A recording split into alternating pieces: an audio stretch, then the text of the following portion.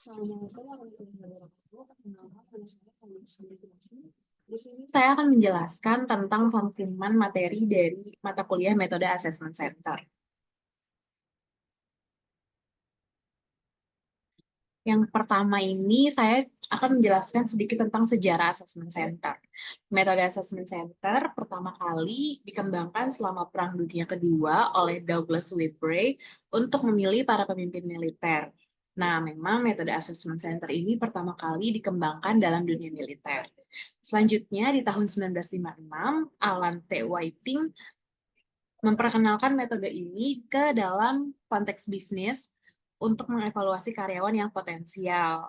Nah, sejak saat itu, assessment center ini itu menjadi alat yang populer dalam proses rekrutmen dan pengembangan karyawan yang ada di berbagai organisasi. Selanjutnya di sini saya akan menjelaskan pengertian dari assessment center itu sendiri. Metode assessment center itu adalah pendekatan yang digunakan oleh organisasi untuk mengevaluasi keterampilan, kepribadian, dan potensi karyawan atau calon karyawan melalui serangkaian latihan dan simulasi kerja yang realistis.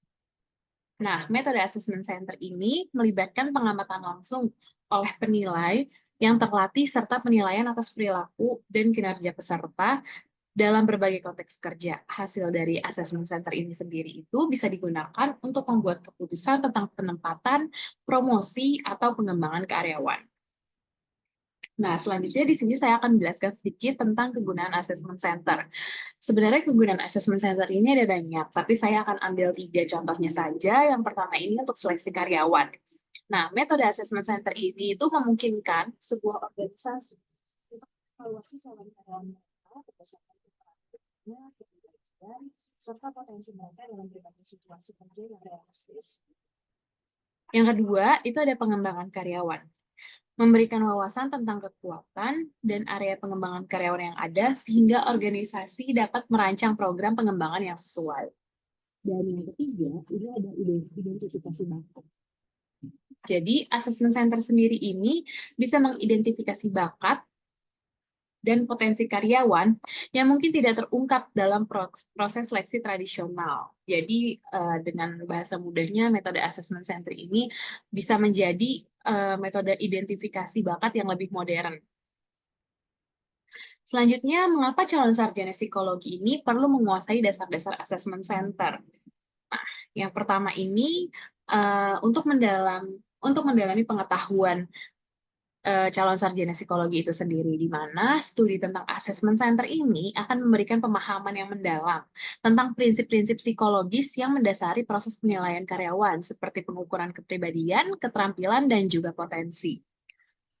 Selanjutnya ini ada relevansi profesional, di mana pengetahuan tentang assessment center penting untuk karir di berbagai bidang psikologi terapan, termasuk sumber daya manusia, konsultasi organisasi, dan pengembangan sumber daya manusia. Selanjutnya ini adalah keterampilan yang praktis, di mana kita sebagai sarjana psikologi, jika memahami metode assessment center, memungkinkan calon sarjana untuk mengintegrasikan teori psikologi dengan praktik penilaian karyawan dalam konteks organisasi. Dan selanjutnya juga karir di sumber daya manusia. Jadi, mengapa calon sarjana psikologi ini penting untuk mempelajari assessment center, juga untuk membantu karir di sumber daya manusia. Jika calon sarjana bercita-cita bekerja di bidang sumber daya manusia, pengetahuan tentang assessment center ini menjadi keterampilan yang sangat berharga dalam proses seleksi, pengembangan, dan manajemen karyawan. Selanjutnya, ini ada pengukuran dalam assessment center. Nah, mengukur kompetensi untuk memberikan nilai pada setiap kompetensi, memberi kesimpulan akhir, memberi rekomendasi, dan memberi saran untuk kompetensi yang perlu ditingkatkan. Nah, pengukuran dalam asesmen ini sebenarnya ada banyak. Ada tes psikologi, wawancara, observasi, simulasi, terus juga dinilai secara komprehensif dan mengacu pada indikator kompetensi. Nah, untuk wawancara sendiri ini dilakukan seperti wawancara pada umumnya, tapi mengarah pada kepribadian dan juga pengembangan dalam konteks untuk menyeleksi karyawan. Nah, terus untuk observasi dan simulasinya sendiri itu bisa dijalankan sebelum melakukan assessment center di mana kita bisa mengobservasi calon-calon para karyawan dan juga kita bisa sekalian simulasi sembari mengobservasi. Terus selanjutnya ada prinsip assessment center itu sendiri. Prinsip assessment center itu ada dua, ada multi-tools sama ada multi-rater. Nah, saya akan menjelaskan terlebih dahulu prinsip-prinsip multi-tools yang ada di assessment center itu sendiri.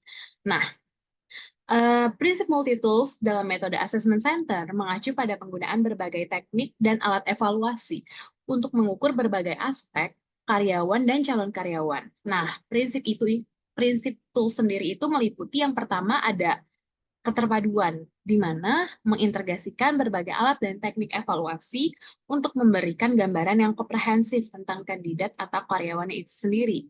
Selanjutnya adalah konteks kerja, di mana prinsip tools ini memastikan bahwa latihan dan simulasi yang digunakan dalam assessment center mencerminkan situasi kerja yang realistis dan relevan dengan peran yang akan dijalani oleh karyawan itu sendiri.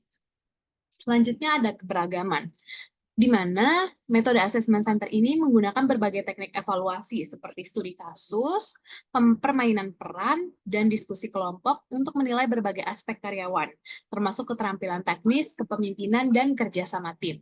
Selanjutnya ada validitas dan reliabilitas.